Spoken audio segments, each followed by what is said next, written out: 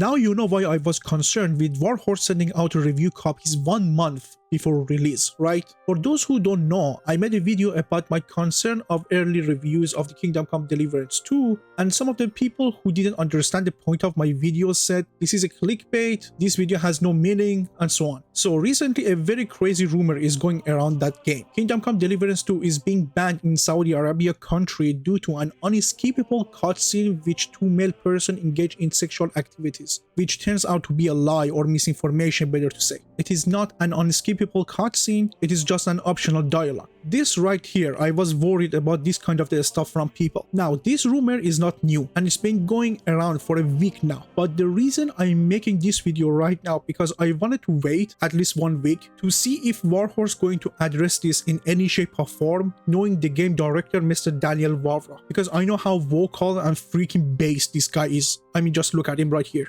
And with the perfect timing, Sir Daniel Vávra himself posted on X and explain the situation. To know him and his mentality, watch my last video and follow him on X or Facebook. So this is his response to this situation. So here, I'm going to read his response, but please pay attention to each sentence, it's very important. So he said, turns out that we are once again, because that happened with the first game as well, once again in the middle of the rather bizarre culture war, this time from the opposite side than usual. So here's the statement, but I would hate to spoil the plot of the game for the sake of it. The game is exactly what I wanted to be. No one has tried to influence me as an artist in any way, and anyone who knows me knows that I would not let them anyway.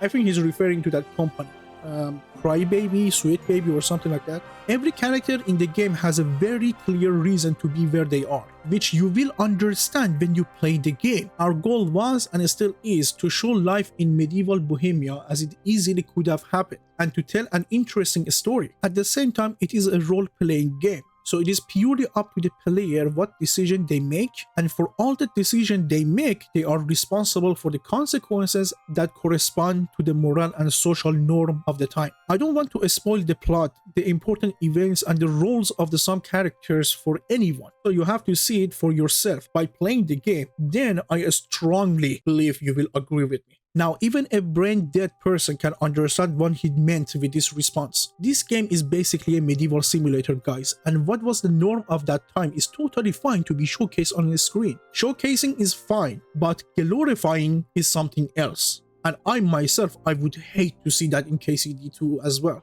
With a simple Google search, you all can find out the same gender sexual activities were kinda common in those times. I mean, bro, the game is in the medieval times. Same-sex intercourse was common among peasants and high-level families. Obviously, socially and not on the surface, it was not acceptable due to the ruling of the church on the society. But again, with a simple search and asking, you can find tons of information about the handwritten and codexes about this stuff very easy. And Kingdom Come Deliverance 2, again, is basically a simulator, medieval simulator. So it is fine to showcase it, but how to showcase it and for what purpose is the question. It is to show us like, hey people, in that era and age, they had also the same stuff going on as well as an add-on to the story and information, or forcing it on the player like Dragon Age Velgar, which again, with reading of Sir Daniel's Vávra response and following him on social media and see how vocal he is about his opinion, I can clearly see which one it is. And again, showcasing is fine, it's glorifying which bothers us. Let's say Baldur's Gate 3 and Dragon Age Velgar for a quick comparison.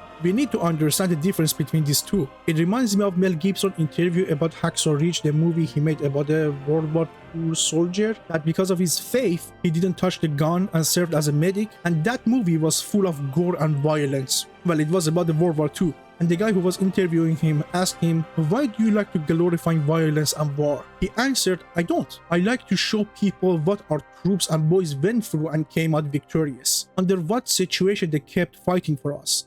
That was the goal and message. And so far what Warhorse showed us, they are very capable, skilled, and trustworthy people in their craft. Let's be honest. If the bad guy in KCD2 is the gay guy, and in-game you can kill him, the very same people called the game and the studio Vogue will say, oh, what a based and giga-chat game and studio. Oh, Daniel Vávra cooked with this game. And they will start praising them. For the love of God, people, don't lose your logic just based on a basic information that you have no context for. Now, that was my opinion and my point of view. Now you let me know, what do you think about this whole situation? Do you even care? Is it a bad thing? Is it a good thing? Let me know in the comment section. And that's it for this video, guys. Thank you so much for watching. If you enjoyed it, give it a like. If you didn't, give it a dislike. It's okay. Subscribe for more gaming related content. Never forget that I love you guys. Watch this video right here. Keep gaming, and I'll see you guys in the next one. Timonhub.